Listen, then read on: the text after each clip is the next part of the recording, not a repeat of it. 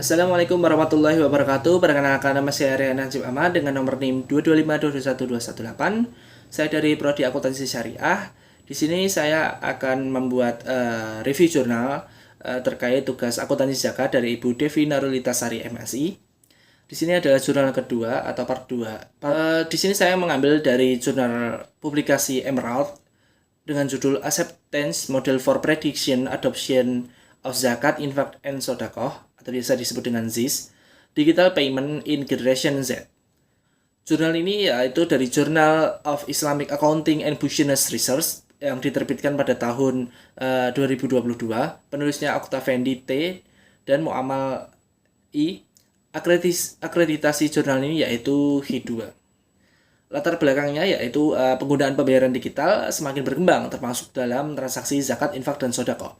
Namun di Indonesia penerimaan pembayaran ZIS secara digital masih belum optimal. Jurnal ini meneliti faktor-faktor yang mempengaruhi penerimaan pembayaran digital ZIS oleh generasi Z yang merupakan kelompok yang lebih akrab dengan teknologi dibanding generasi sebelumnya.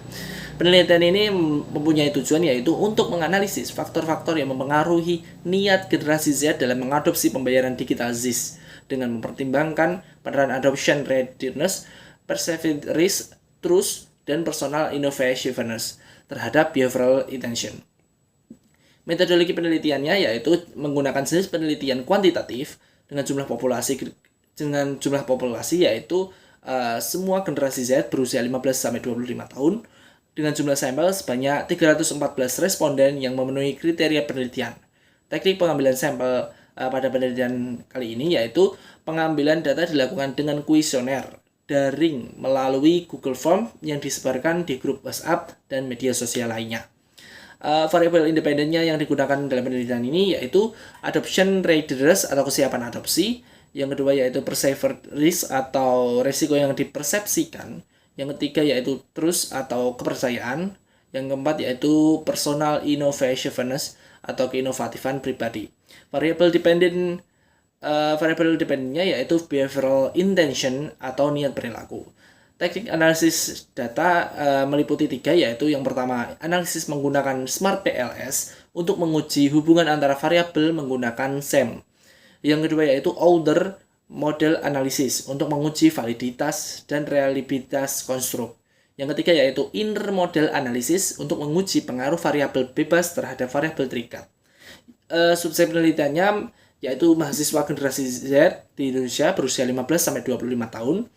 Objek penelitiannya yaitu penggunaan sistem pembayaran digital dalam transaksi ZIS. Hasil penelitian ini menunjukkan bahwa keinovatifan pribadi berperan penting dalam meningkatkan kesiapan adopsi yang mencerminkan kesiapan generasi Z dalam mengadopsi pembayaran digital ZIS. Selain itu, kesiapan adopsi dan kepercayaan memiliki pengaruh yang signifikan terhadap niat perilaku, yang berarti semakin siap seseorang dalam mengadopsi teknologi dan semakin besar rasa percaya mereka terhadap sistem pembayaran digital, maka semakin tinggi pula niat mereka untuk menggunakannya secara berkelanjutan.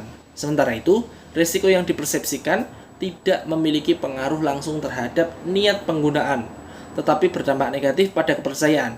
Dengan kata lain, semakin tinggi tingkat risiko yang dirasakan, semakin rendah kepercayaan terhadap pembayaran digital ZIS, yang pada akhirnya bisa menghambat adopsi teknologi ini. Kelebihan dan kekurangan pada penelitian kali ini, saya menemukan beberapa kelebihan dan kekurangannya. Antara lain kelebihannya yang pertama yaitu relevan dengan perkembangan teknologi. Yang kedua menggunakan pendekatan model yang komprehensif. Yang ketiga menggunakan metode analisis yang kuat. Kekurangannya yaitu terbatas pada generasi Z saja.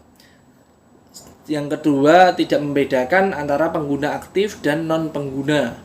Yang ketiga yaitu faktor risiko belum terbukti mempengaruhi niat penggunaan secara langsung. Kesimpulannya yaitu penelitian ini menunjukkan bahwa kesiapan adopsi dan kepercayaan merupakan faktor utama dalam meningkatkan niat generasi Z untuk menggunakan pembayaran digital ZIS. Namun, faktor risiko seperti keamanan dan privasi dapat mengurangi tingkat kepercayaan terhadap sistem pembayaran digital. Oleh karena itu, lembaga amil zakat perlu meningkatkan aspek keamanan dan kenyamanan dalam layanan digital agar lebih banyak pengguna yang beralih ke pembayaran digital untuk ZIS. Sekian presentasi review artikel jurnal dari saya. Thanks for watching. Sampai jumpa di video selanjutnya. Semoga.